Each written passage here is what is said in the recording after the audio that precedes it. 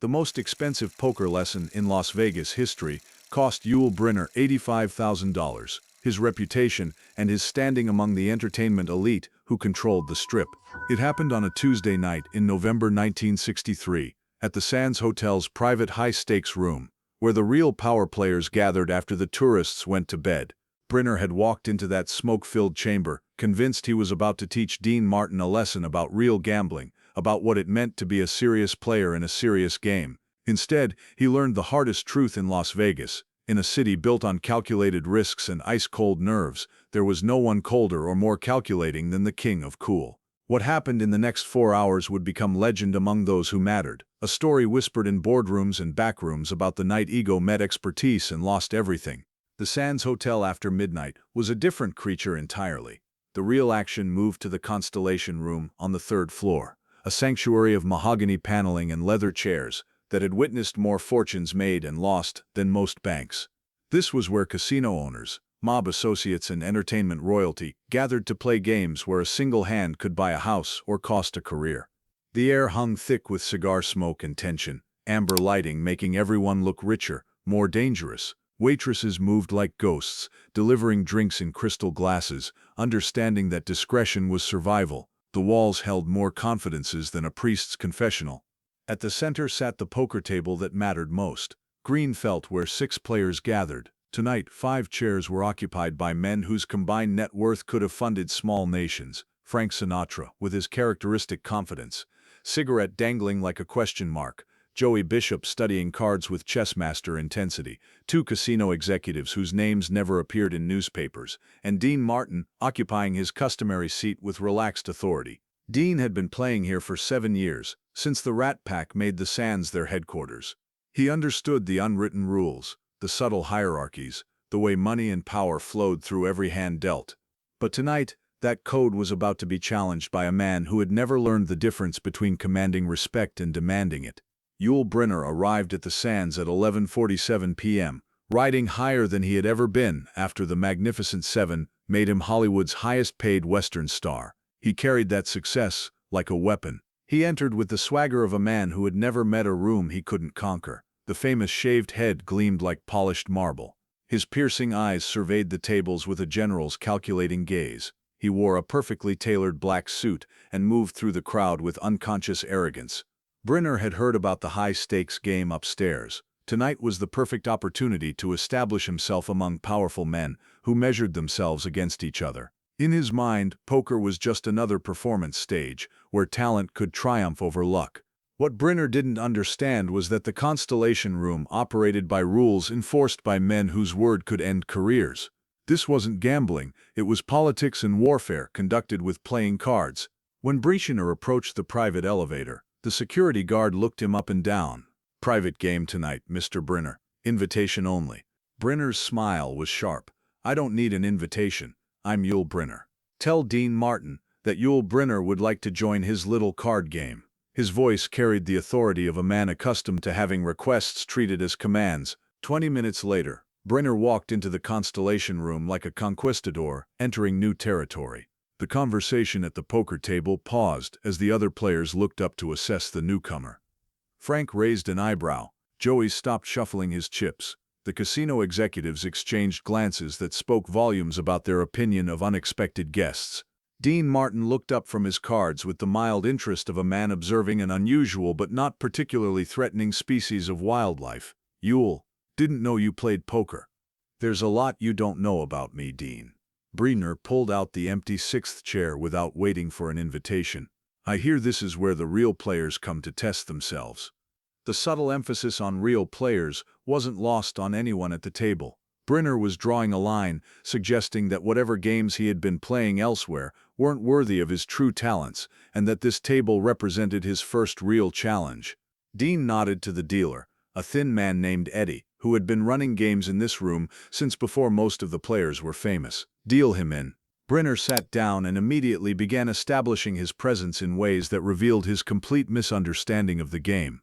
He bought in for $25,000, making sure everyone knew the figure. He arranged chips in precise stacks and studied each player with theatrical intensity.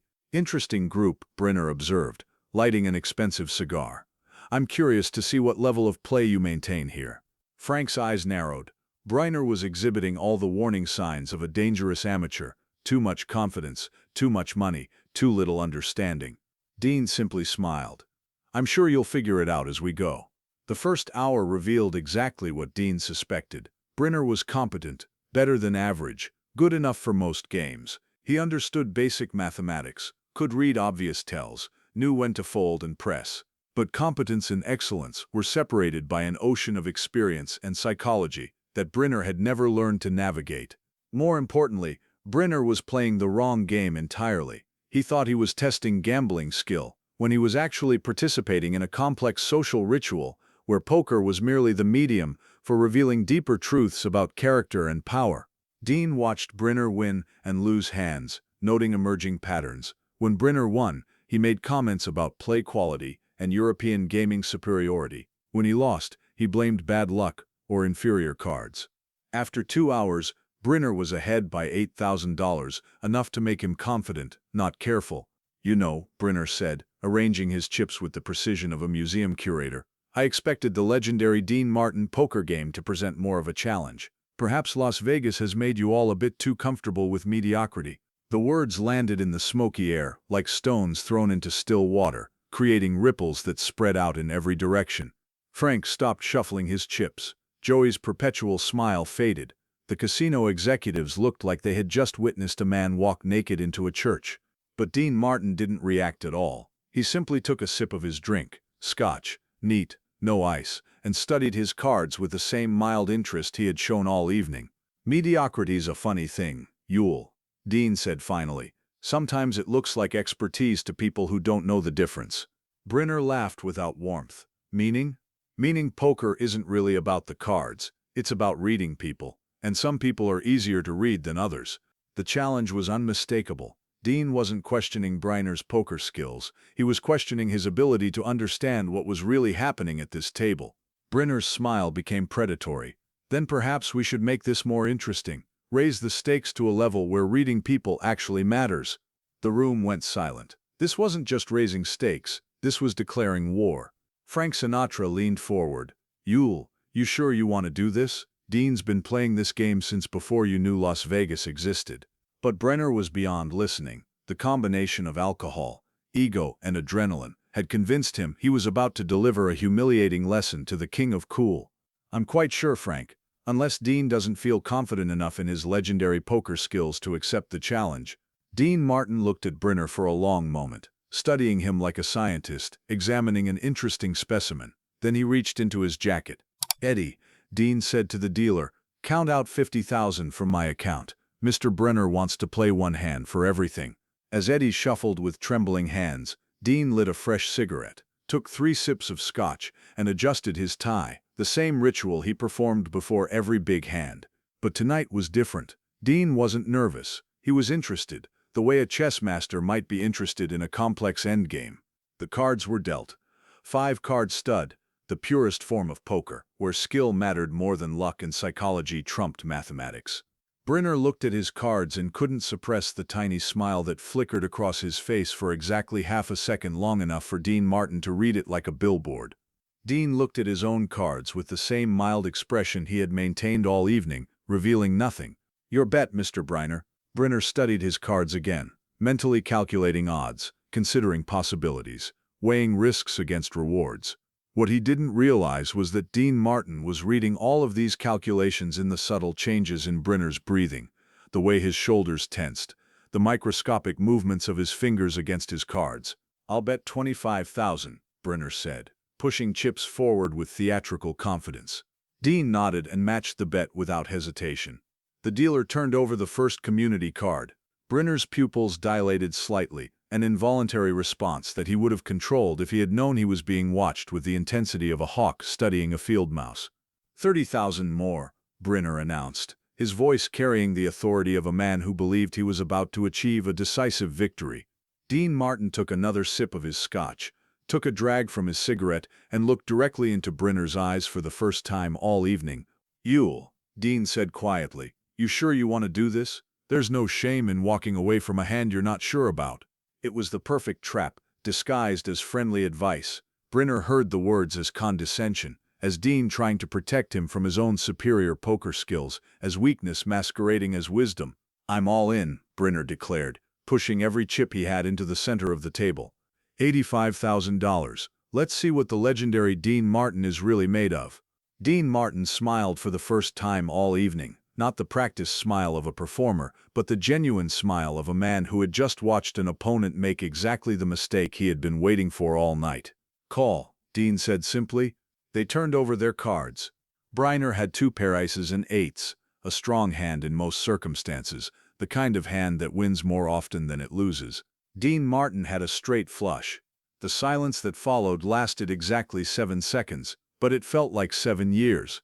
Brynner stared at Dean's cards as if he could will them to change, as if the fundamental laws of probability and poker might bend to accommodate his disbelief.